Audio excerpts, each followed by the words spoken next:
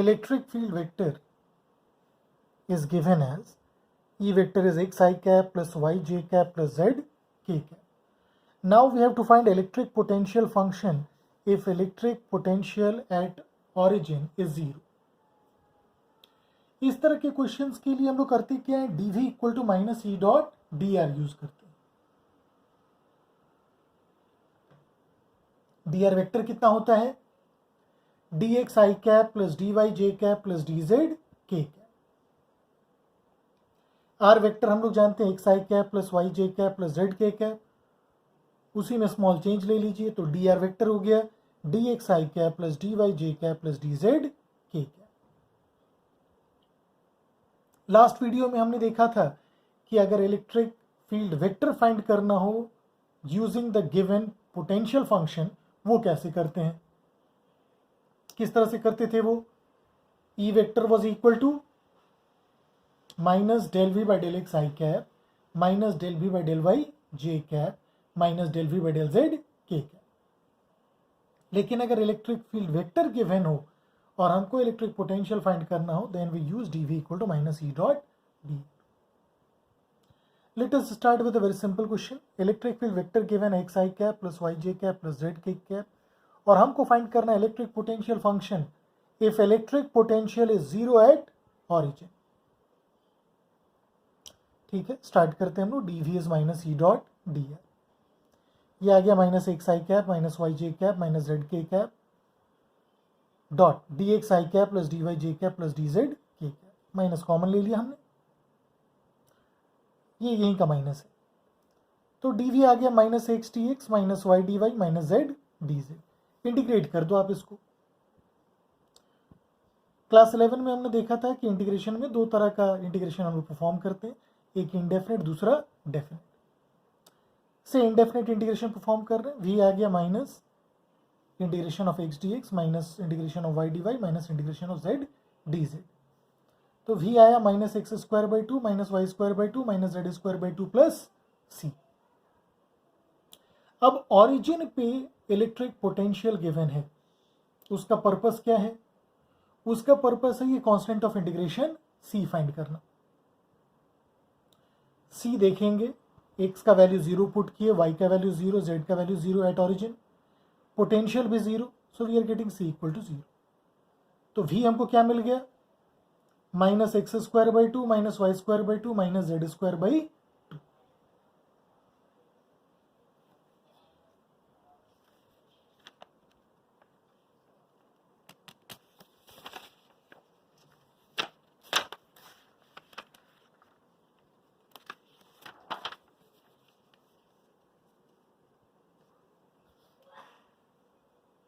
चलिए next question देखते हैं.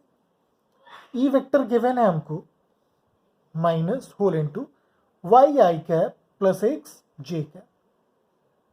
हमको फाइंड करना electric potential function considering that electric potential is 0 at origin.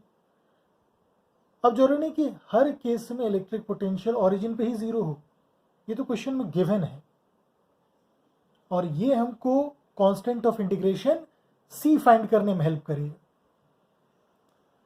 Again to start with dv is equal to minus E dot D R. ये minus और electric field का minus दोनों मिलके प्लस हो गए, Y I cap plus X J cap dot D x I cap plus D Y J cap plus D Z K cap. अगर आप ध्यान से देखो तो डी जेड के कैप नहीं लिखने पे भी हमको सेम टर्म मिलेगा, क्योंकि यहाँ पे के कैप का टर्म 0 है, के कैप का कोएफिशिएंट 0 है, के कैप का टर्म है ही नहीं. तो जो डॉट है के कैप वाला वो हमको वैसे भी 0 मिलने वाला है. डीवी कितना आ गया, minus Y D X plus X D Y. अब क्लास 11 में हम लोग देखे थे, याद करिए, there is nothing called partial integration. यहाँ पे जनरली बच्चे मिस्टेक करते हैं, दो टर्म्स को अलग अलग इंटीग्रेट करेंगे, यहाँ वाई बाहर ले लेंगे, यहाँ एक्स बाहर ले लेंगे, दोनों अलग अलग टर्म्स, और v उनका आ जाता है 2xy, जो कि गलत अप्रोच है. d of a into B कितना होता था, a D B plus B D A. की जगह x पुट कर दिए, b की जगह y, D of X Y कितना आ जाएगा, X D Y plus Y D X. अगर आप ध्यान से देखो तो यही टर्म यहाँ लिखा हुआ है, तो इस टर्म को हम रिप्लेस कर सकते हैं by D of X Y, replace कर दिया हमने और फिर इंटीग्रेट किया हुआ है, तो इंटीग्रेशन का रिजल्ट ये आ गया X into Y plus C. यहाँ पे कंसिडर कर सकते हो आप as if X into Y is some new variable से जेड, तो डी जेड का इंटीग्रेशन कितना आएगा, जेड प्लस सी, वही लिखा हुआ एक्स वाई प्लस सी। अब ऑरिजिन पे, ऑरिजिन का मतलब एक्स का वैल्यू भी जीरो, वाई का वैल्यू भी जीरो, वहां इलेक्ट्रिक पोटेंशियल कितना गिवन है, जीरो। सो पुट किया हमने एक्स का वैल्यू भी जीरो, वाई का वैल्यू भी जीरो, पोटेंशियल भी zero, we are getting C equal to zero. Electric potential function then कितना आ गया, एक्स इंटू वाई। अब इसी तरह से आप चेक कर लो, मान लो d of x square y रहे, d x q y square रहे, रैंडम, तो ये टर्म लिखने आना चाहिए ताकि आप रिवर्स जा सके। अगर दो टर्म्स हैं और दोनों के बीच में प्लस का साइन है, मीन्स वो अगर फॉल करना होगा तो D of A into B के फॉर्म में आएगा, लेकिन अगर बीच में माइनस साइन आ गया तो वो कुछ इस फॉर्म में जाएगा, D of A by B. चलिए कुछ सिंपल टर्म सीख लेते हैं। डी ऑफ एक्स स्क्वायर कितना आएगा, डी ऑफ एक्स स्क्वायर होता है एक्स स्क्वायर का differentiation with respect to X, means 2x into जिसके रिस्पेक्ट में डिफरेंशिएशन किया था एक्स के रिस्पेक्ट में, सिर्फ D of that D X. Check कर सकते हो आप, D by D X of D by D X of x square ये आता था 2x, डी एक्स को RHS में भेज, यही आ जाएगा D of x square 2x D.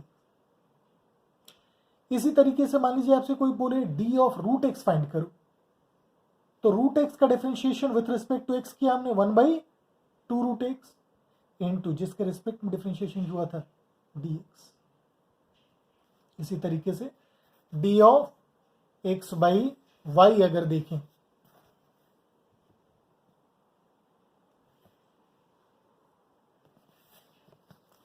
D of x by Y ये कितना आ जाएगा, Y D x minus X D Y by Y square. Basically लिखा है हमने ए बाई बी का differentiation B into D A minus A into D B by B square.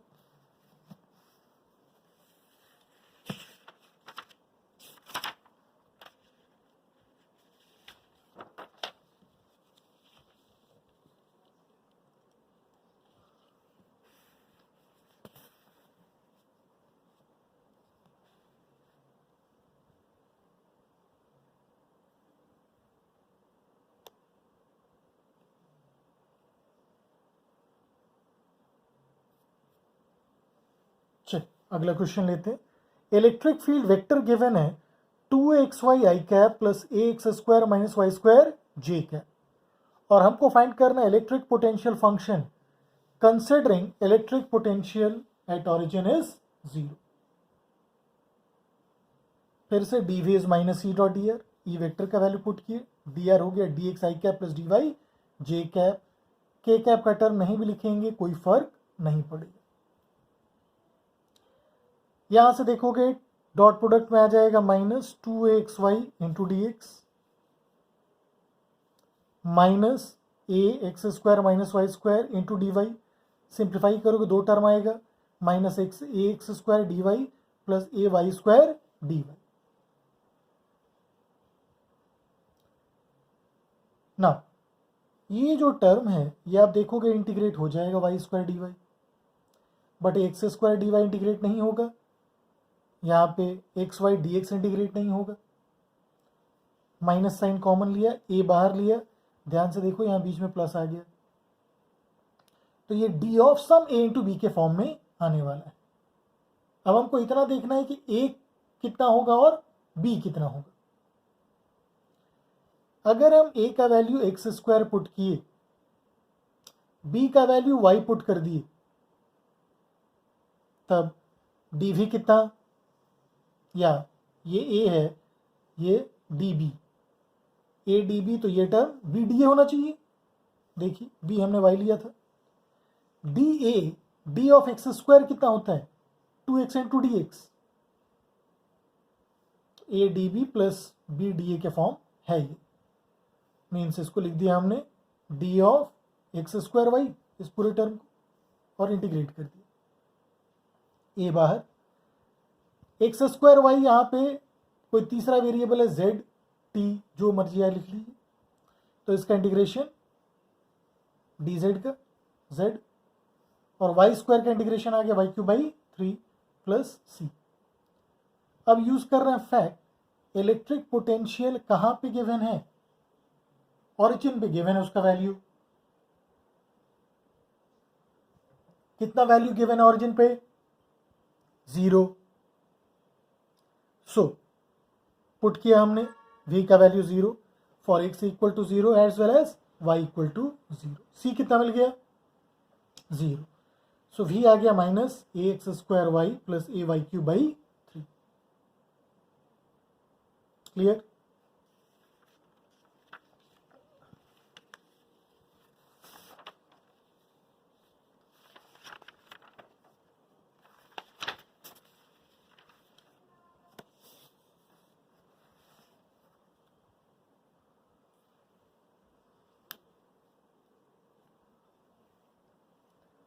अब electric field vector हमने कंसिडर कर लिया 1 by Y I cap minus x by Y square J cap.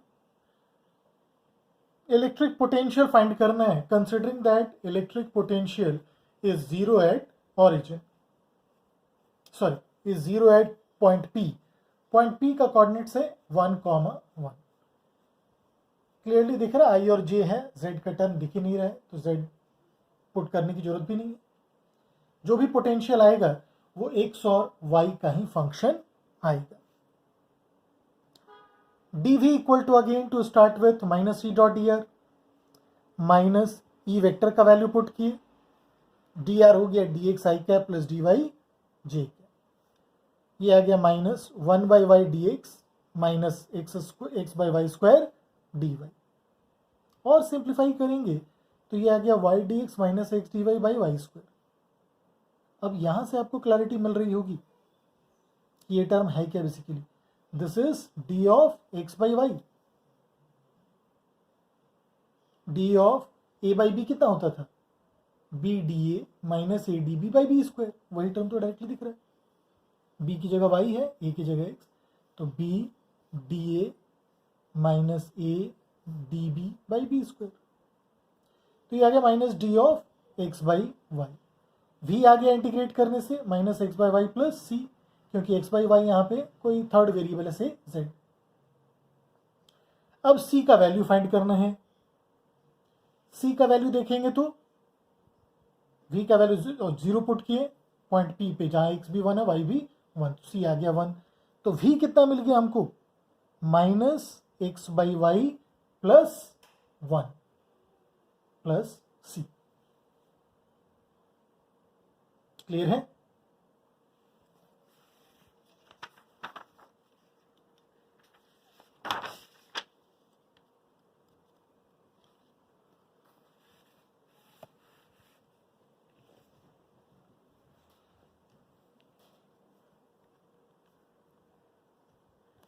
Energy density, basically अगर हम energy density की बात कर रहे हैं अभी, तो एक ही फॉर्म ऑफ एनर्जी जानते हैं, electrostatic energy. Electric energy density की बात कर रहे हैं हम। This energy density du by dv, energy per unit volume, is given by half epsilon not E square, where u is potential energy and v is volume। तो small volume अगर dv देख रहे हैं, उसमें एनर्जी प्रेजेंट है du, तो du by dv वहां पे कितनी हो गई, half epsilon not E square. Clear है।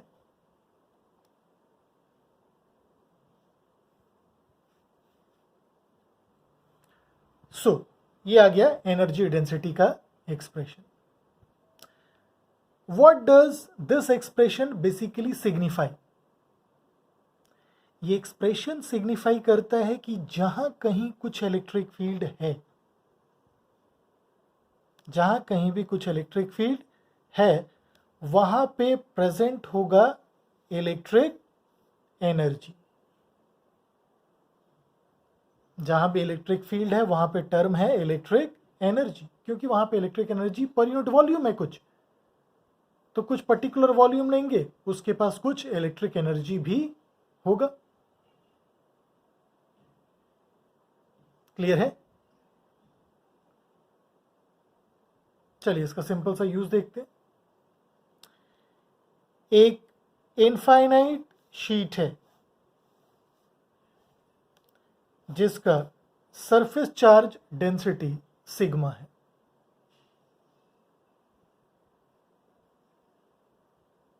क्लियर है? आपको फाइंड करना है, इसके सामने एक स्फीयर रखा हुआ है जिसका radius R. Find the energy inside the sphere.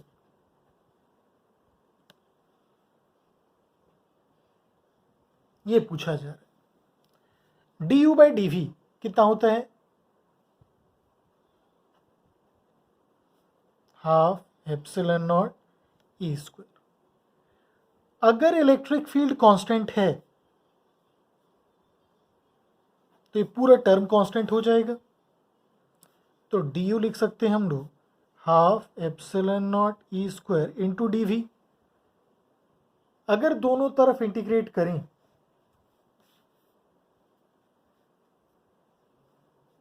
तो u आ जाएगा basically half epsilon not E square into volume. लेकिन ये टर्म कब आएगा? When electric field is constant. Clear है?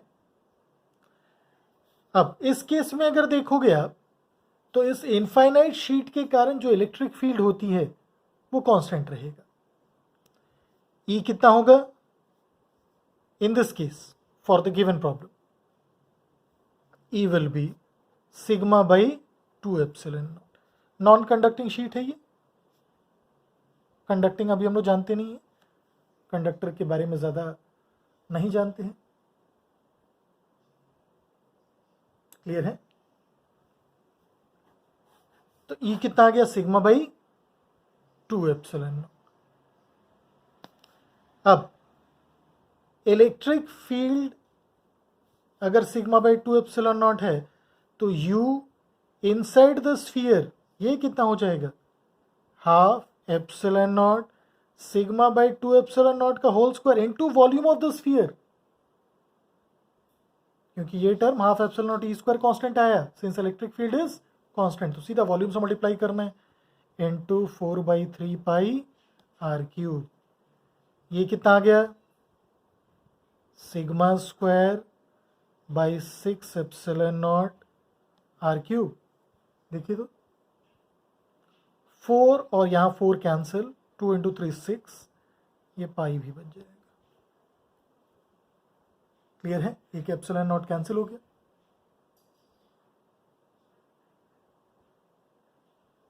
कोई डाउट यहाँ पे?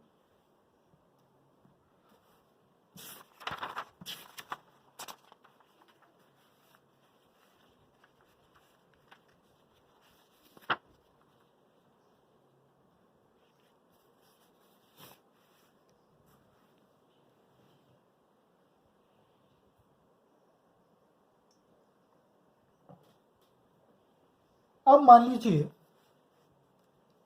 स्फेरिकल सिमेट्री के केस में हम लोग को ये जो एक्सप्रेशन है वो हेल्प करता है एनर्जी इनसाइड और आउटसाइड फाइंड करने देना।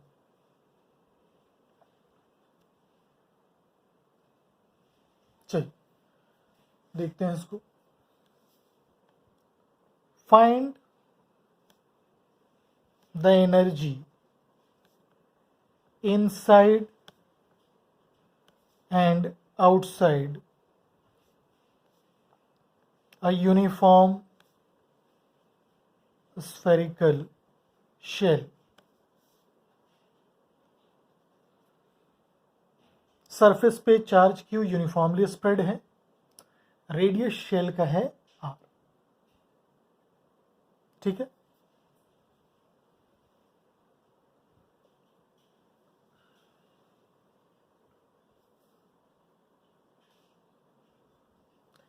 इनसाइड की अगर बात करें, इनसाइड किसी पॉइंट पे इलेक्ट्रिक फील्ड कितना होता है, ये इनसाइड विल बी 0, तो कह सकते हैं U inside will also be 0। अब एक तो हम बिना इंटीग्रेशन के डायरेक्टली बता सकते हैं कि एनर्जी आउटसाइड कितनी है,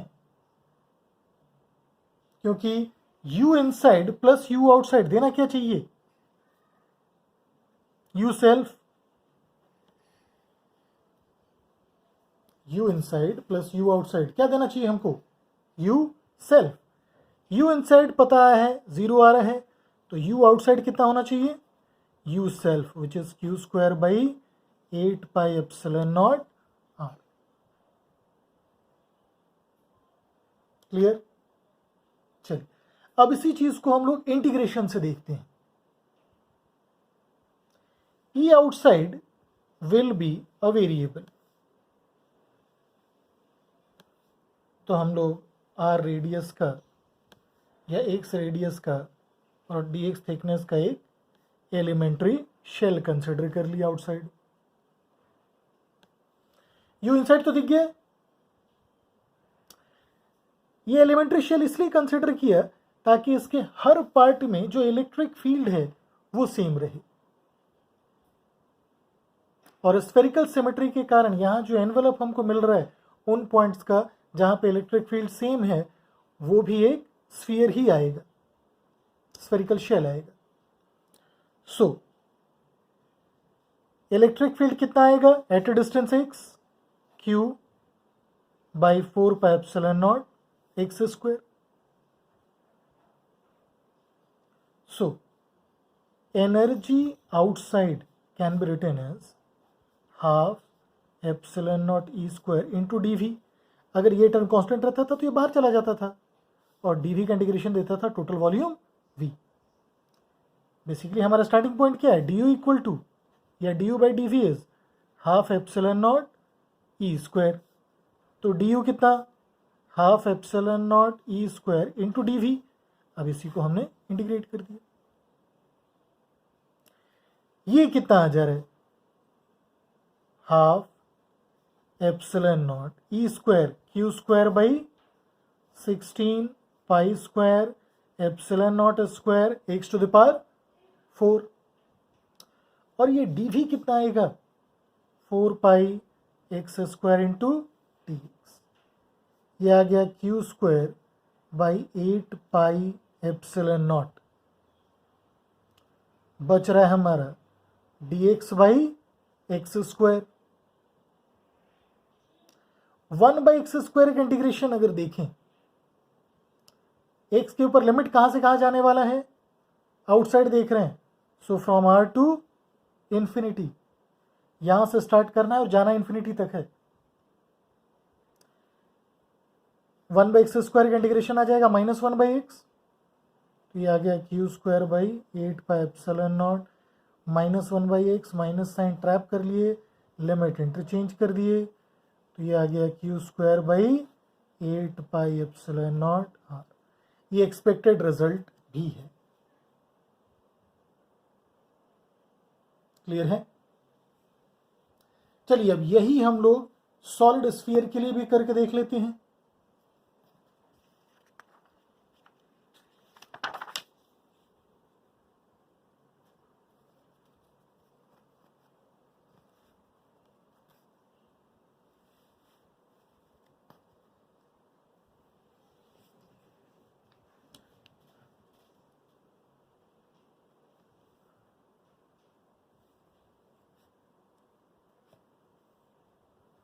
Find the electrostatic energy inside and outside a uniformly charged solid sphere Q, इस केस में हम लोग क्या कंसिडर कर रहे हैं, ये जो चार्ज है कैपिटल Q, ये कैसे स्प्रेड है,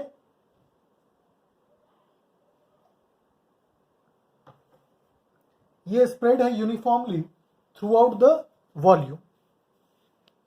नाउ दो तरीके से फिर कर सकते हैं, एक तो डायरेक्टली हम लोग सेल्फ एनर्जी का कॉन्सेप्ट यूज करें, और दूसरा इसको इंटीग्रेट करके प्रोसीड करें। दोनों तरीका देखते हैं हम। अगर U आउटसाइड देखें तो एक सॉलिड स्फीयर हो या uniformly charge spherical shell, outside point के लिए कैसे बिहेव करता है, point charge at its centre. तो आउटसाइड जो इलेक्ट्रिक फील्ड का रिजल्ट है वो सेम है, रेडियस यहां पे भी r से इंफिनिटी जाना है हमको, तो बोल सकते हैं U आउटसाइड जो स्फेरिकल शेल के केस में आया था वही सॉलिड स्फीयर के केस में भी आएगा। तो U आउटसाइड कितना आ गया, Q square by 8 pi epsilon not r। अब U inside plus U outside, ये कितना हो जाएगा, 3Q square by 20 pi epsilon not r। तो U इनसाइड कितना, ये आ गया 3Q square by 20 pi epsilon not r minus Q square by 8 pi epsilon not r। Simplify करके देखिए कितना आ रहा है,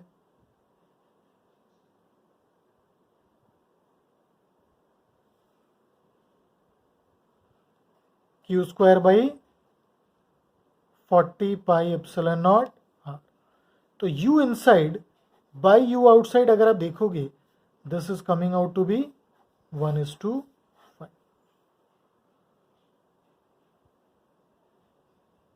क्लियर है। चलिए अब इसी चीज को हम लोग इंटीग्रेशन से ही देख लेते हैं। आउटसाइड वाला तो इंटीग्रेट करके देखने की जरूरत नहीं है, जैसा अभी शेल के लिए किए थे बिल्कुल उसी तरीके से इंटीग्रेट कर लेंगे। इनसाइड के लिए हमको इंटीग्रेट करने की जरूरत पड़ेगी, तो इनसाइड एक स्फेरिकल शेल ले लिए जिसका रेडियस x और थिकनेस dx। E इनसाइड कितना आएगा as a function of x, E inside आ जाएगा qx by 4 pi epsilon not r cube. Solid sphere के लिए इनसाइड का इलेक्ट्रिक फील्ड का रिजल्ट याद करिए, q into X by 4 pi epsilon not r cube. अब U inside can be written as half epsilon naught E inside का whole square into dv। अब dv कितना देगा, 4 पाई एक्स स्क्वायर dx। तो ये कितना आ जाएगा, half epsilon not qx by 4 pi epsilon not r cube का whole square into 4 pi x square dx, which is equal to, अगर हम सिंप्लीफाई करें, q square by 8 pi epsilon not r to the power 6, x to the power x square यहाँ से, x square यहाँ से, x to the power 4 dx। x के ऊपर limit inside देख रहे हैं तो 0 से r तक जाएंगे, ये आ गया आपका q स्क्वायर x4 का integration x to the power 5 by 5, limit 0 to r, so q square by